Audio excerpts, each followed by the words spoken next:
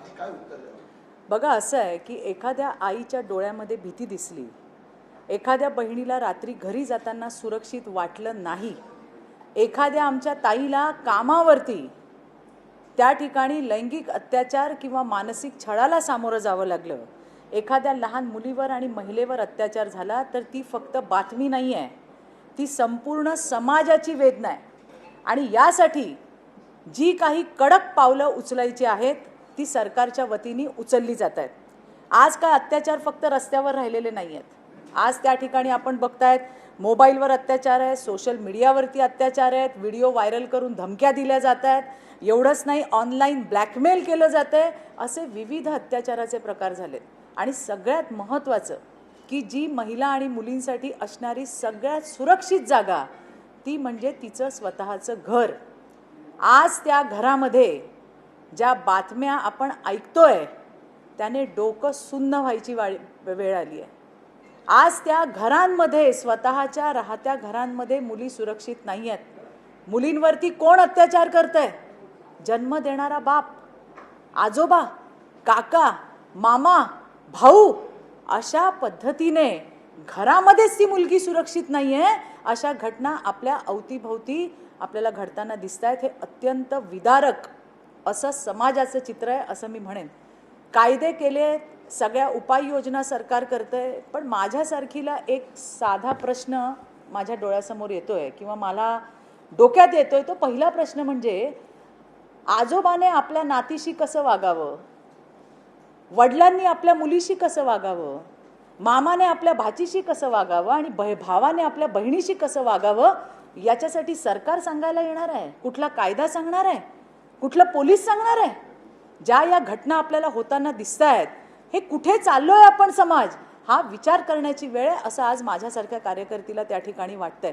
जेवढ्या घटना आपण बघितल्या त्याच्यामध्ये 90% नाही 99% जे अक्यूज असतील हे सगळे अवतीभोवतीचे घरातले रक्ताचे नातेवाईक आहेत.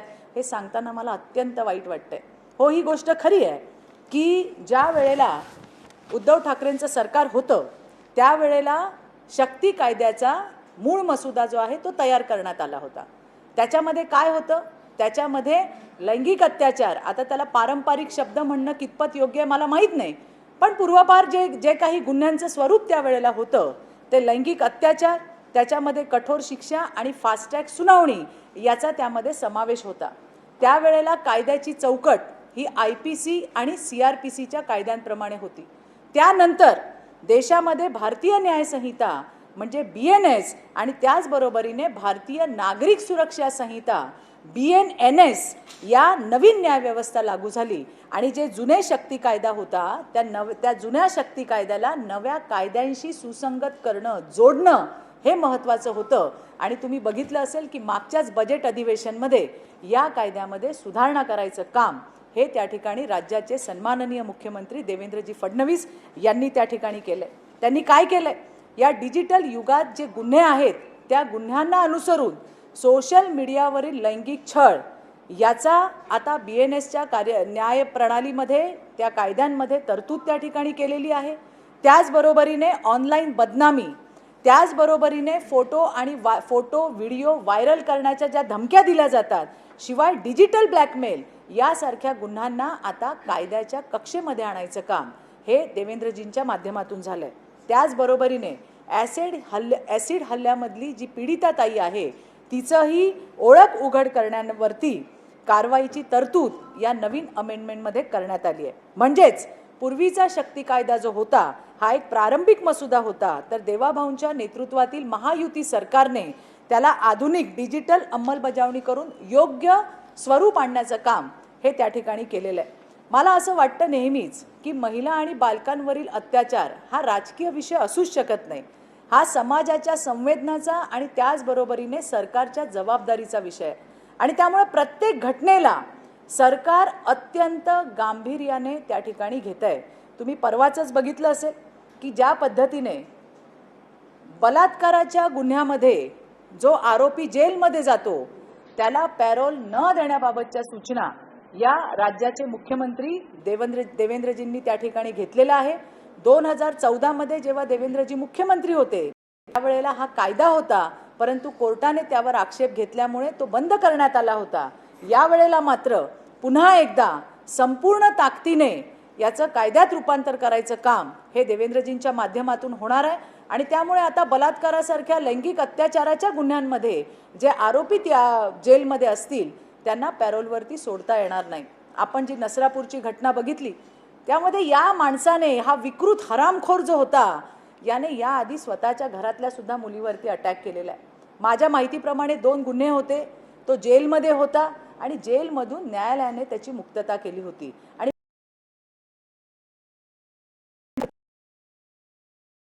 सुद्धा चौकशी निश्चितच येणाऱ्या दिवसामध्ये होणार आहे।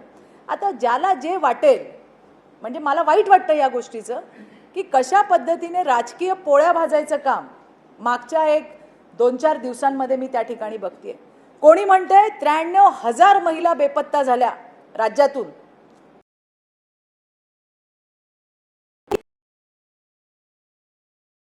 लपवून ठेवण्याचं काम केलेलं नाहीये। ज्या गोष्टी आहेत त्या लोकांच्या समोर आणायचं काम केलं। कोणी म्हणतं 93,000 महिला बेपत्ता झाल्या, पण त्याच्यातल्या 67,000 महिला, 67,000हून अधिक महिला या मुंबई पोलीस आणि महाराष्ट्र पोलिसांनी पुन्हा आणलेल्या आहेत, त्यांचा पत्ता लावलेला आहे आणि त्यांना त्यांच्या घरी पाठवलंय। अल्पवयीन मुलींच्या हजारो प्रकरणांमध्ये त्या ठिकाणी मुलींना सुखरूप आणून त्यांच्या घरी पोहोचवायचं काम केलेलं आहे। किशोरवयीन मुलांमध्ये ट्रेसिंग रेट आज 96% पर्यंत गेलेला आहे आणि या वेळेला सुद्धा देवाभाऊंनी स्पष्ट केलंय की प्रत्येक वेळी बेपत्ता होणारी मुलगी किंवा महिला पळवून देणाऱ्या केस नाहीत, तर लग्नासाठी किंवा इतर कारणासाठी घरातून पलायन केलेल्या मुलींची तक्रार ही सुद्धा बेपत्ता म्हणून त्या ठिकाणी केली जाते। याच्यावर मला एकच सांगायचं आहे की सरकारने समस्या लपवलेली नाही आहे, तर ती शोधून काढायची आपली क्षमता वाढवलेली आहे। आज महाराष्ट्रामध्ये रिपोर्टिंग मेकॅनिझम पारदर्शक झालाय, तक्रार नोंदवली जाते, तपास सुरू होतोय आणि त्यामुळे रिकव्हरीचा जो रेट आहे तो सुद्धा त्या ठिकाणी वाढलेला आहे। मला या ठिकाणी आवर्जून सांगायचं आहे की देवेंद्रजी मुख्यमंत्री झाल्यानंतर तुम्ही बघता जेव्हा लैंगिक अत्याचाराच्या केसेस होतात, कोर्टामध्ये टिकण्यासाठी पुराव्यांची गरज असते आणि तो सुद्धा फॉरेन्सिकचे पुरावे। आता आपल्याकडे 200हून अधिक फॉरेन्सिक व्हॅन या देवेंद्रजींनी त्या ठिकाणी आणलेल्या आहेत आणि त्यामुळे आता जागेवरच ज्या रिपोर्टसाठी, ज्या फॉरेन्सिकच्या रिपोर्टसाठी आठवडा लागायचा, आता जागेवरच DNA तपास होतो, डिजिटल पुरावे घेतले जातात, CCTVचं एक्स्ट्रॅक्शन होतं, त्याचबरोबरीने केमिकल ॲनालिसिस तातडीने केले जाते। जवळपास 3,500-4 हजाराहून जास्त हे पुरावे त्या ठिकाणी जमा केले जात आहेत आणि म्हणून आरोपीची सुटण्याची शक्यता ही सुद्धा अगदी नगण्यच्या बरोबरती त्या ठिकाणी आलेला आहे। पॉक्सो महिला अत्याचार प्रकरणांमध्ये दोष सिद्धीचं प्रमाण वाढलेलं आहे। तुम्ही या सगळ्या गोष्टी चेक करू शकता। राज्यामध्ये काय काय चाललंय तुम्हाला माहिती आहे। दामिनी पथक आहे, निर्भया पथक आहे, 112 जो रिस्पॉन्स रेट आहे तो सुद्धा संपूर्ण देशामध्ये महाराष्ट्राचा अधिक आहे।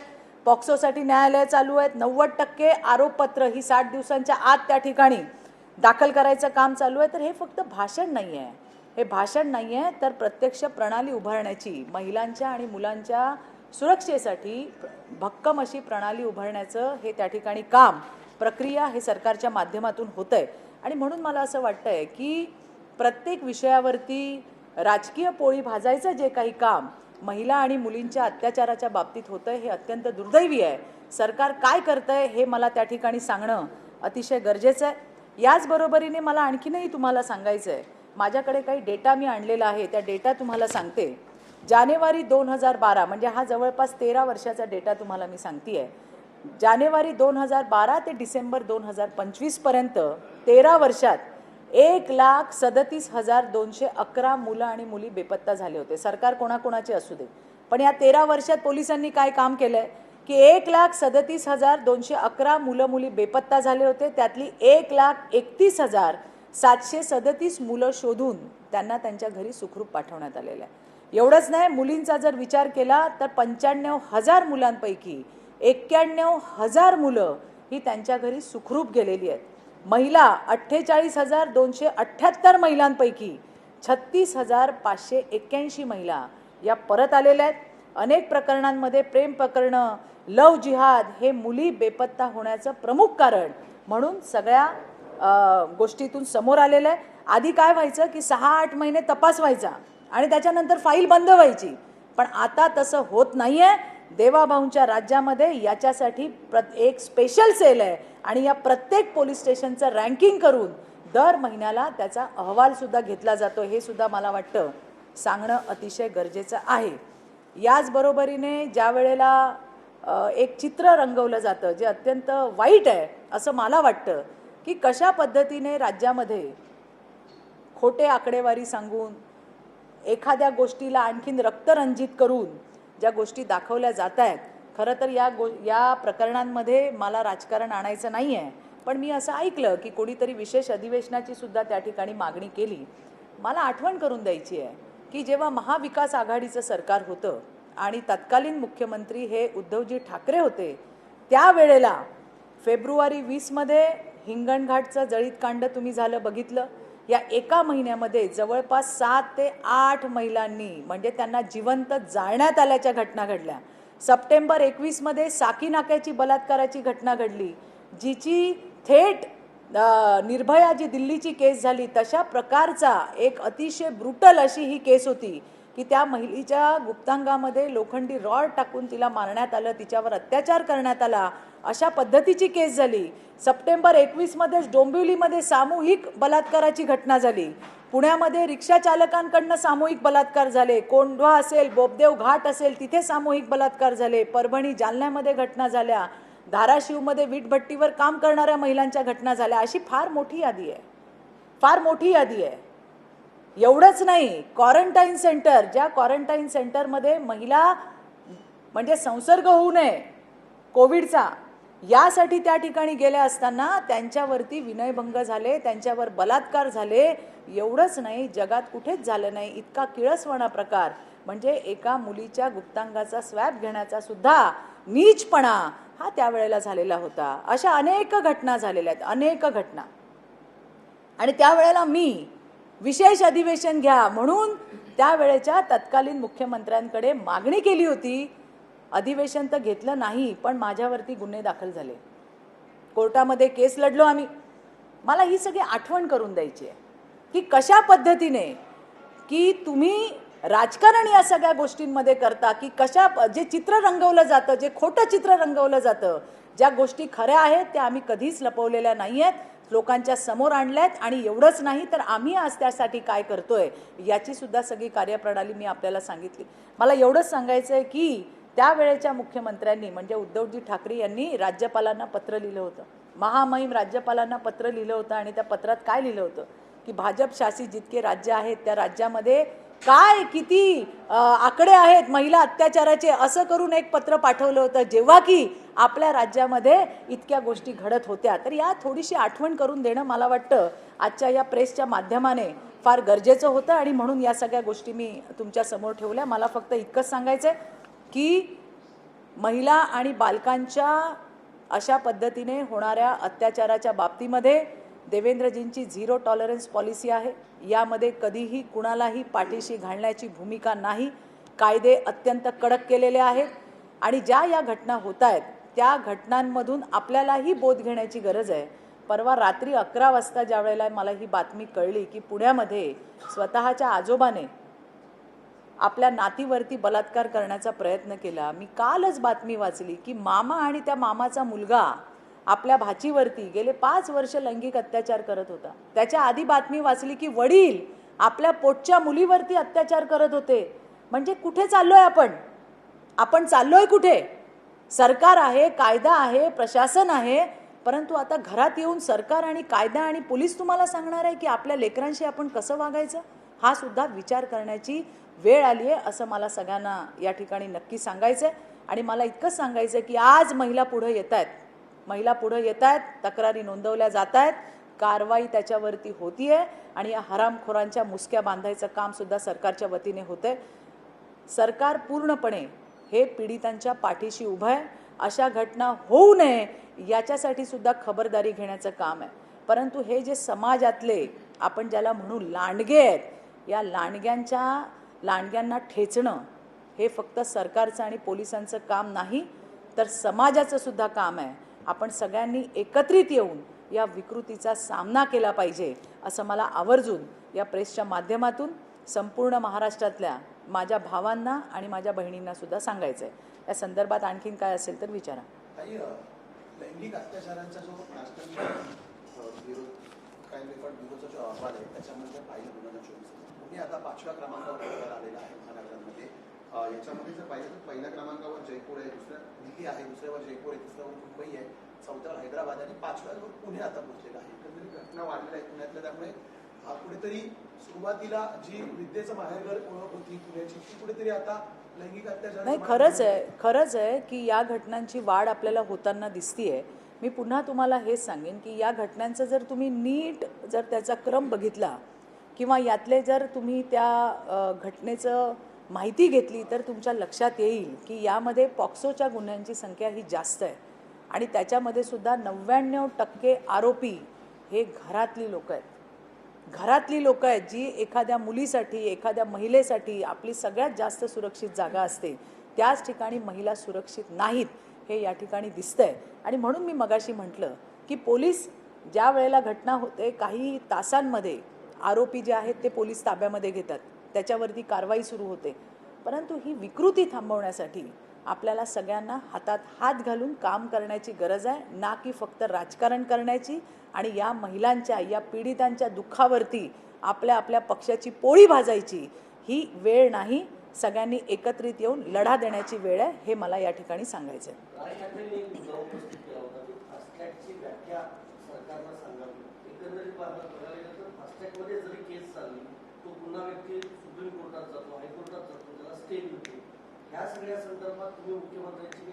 नाही, नक्कीच या संदर्भामध्ये वारंवार आमची भेट झालेली आहे. मी पत्रही दिलेलं आहे, मागणीही केलेली आहे. फास्ट ट्रॅक कोर्ट म्हणजे ज्या तारखा दूरच्या असतात त्या न देता त्या लवकर तारखा घेऊन त्याच्या एंडपर्यंत आपल्याला यायचं असतं.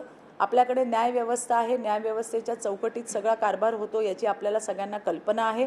आणि त्यामुळे ज्या वेळेला अशा लहान बच्चूंच्या ज्या केसेस येतात त्यावेळेला पालकांची ही इच्छा असते ती फास्ट ट्रॅकवरती चालवायला हवी. माझ्यासारख्या कार्यकर्तीलाही वाटतं येस 100% ती फास्ट ट्रॅकवर चालवली गेली पाहिजे. परंतु याची संख्या वाढण्याची गरज आहे असंही मला वाटते. महिलांसाठी एक्सक्लुझिव्ह कोर्ट ही मागणी आपली बऱ्याच दिवसांपासूनची आहे. येणाऱ्या दिवसामध्ये ती सुद्धा नक्की पूर्ण होईल याचा मला विश्वास आहे.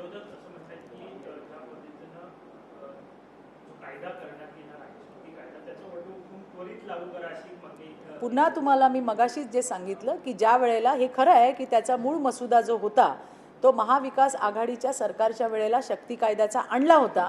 परंतु त्यामध्ये फास्ट ट्रॅक आणि त्याबरोबरीने लैंगिक अत्याचार याच्यावरती भर होता. त्यावेळेला IPC आणि CRPC ही कायद्याची चौकट होती. परंतु त्यानंतर BNS आणि BNNS ही नवीन कायद्याची चौकट त्या ठिकाणी आली आणि मग त्याच्यामध्ये अमेंडमेंट करायचं काम हे मागच्याच बजेट सेशनमध्ये राज्याचे मुख्यमंत्री देवेंद्रजी यांनी त्या ठिकाणी केलेलं आहे. शिवाय आता कायद्याचं क्राईमचं स्वरूप बदलतं आहे. ज्या घटना होत आहेत, जे अत्याचार होत आहेत त्याचं स्वरूप बदलतं आणि त्याच्यामुळेच डिजिटल जितके काही आणखीन महिलांना त्रास देणाऱ्या ज्या गोष्टी आहेत त्याचासुद्धा समावेश या नवीन कायद्यामध्ये करण्यात आलेला आहे. शिवाय ॲसिड अटॅकची जी विक्टीम आहे तिचंही नाव कुठेही बाहेर येऊ नये यासाठीची सुद्धा तरतूद या नवीन कायद्यांमध्ये देवेंद्रजींनी केलेली आहे. संजय शिरसाट यांनी सकाळी पत्रकार परिषद घेतली ज्यात त्यांनी सांगितलं की महाराष्ट्रामध्ये जे धर्मांतरण आणि लव्ह जिहादची प्रकरणं होत आहेत त्याच्या मागे मास्टरमाइंड MIM आणि त्यांचे नेते आहेत. बघा, कोण मास्टरमाइंड आहे मला माहिती नाही आहे. त्यांना काय माहिती असेल म्हणून संजय शिरसाटांनी तसं त्या पद्धतीचं स्टेटमेंट केलं असेल. पण ही गोष्ट नाकारता नक्कीच येणार नाही की ज्या पद्धतीने धर्मांतरण करण्याचा दबाव टाकला जातोय, ज्या पद्धतीने मुलींना भुलवलं जातंय, कारण केसेस समोर आल्या आहेत. हे मी कशाच्या बेसवर तुम्हाला सांगते की घटना आपण समोर बघतोय. आज TCS सारखी कंपनी आपण बघितली म्हणजे इंटरनॅशनल कंपन्यांमध्ये सुद्धा आता माहीत नाही अजून किती ठिकाणी काय आहे ते. परंतु ज्या पद्धतीने आपण बघतोय त्या धर्मांतरणाचा त्या ठिकाणी जबरदस्ती केली जाते. लव जिहाद सारख्या घटना घडतायत, त्या समोर येताना आपल्याला दिसत आहेत. त्याच्यामुळे ते जे सांगतायत त्याच्यात पूर्ण असत्य आहे तर तसं नाही आहे. पण कोण त्याच्या मागे आणि कुठल्या नेत्यांची त्यांनी नावं घेतली त्याच्याबद्दल माझ्याकडे माहिती नाही आहे.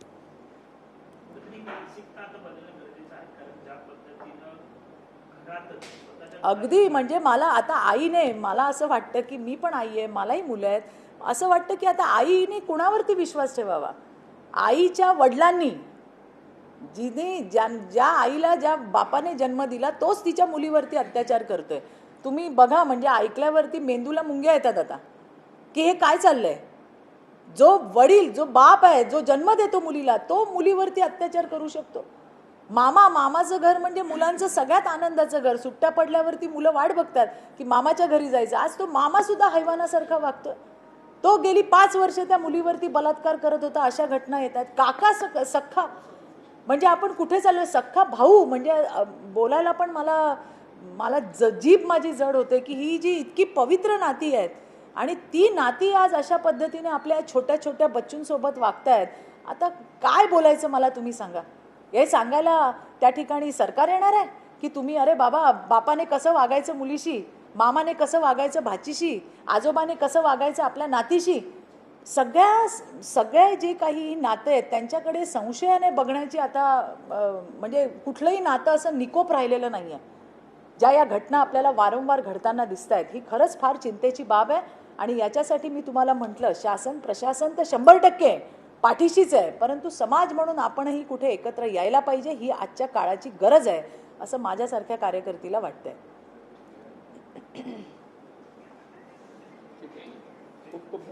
थँक्यू, धन्यवाद.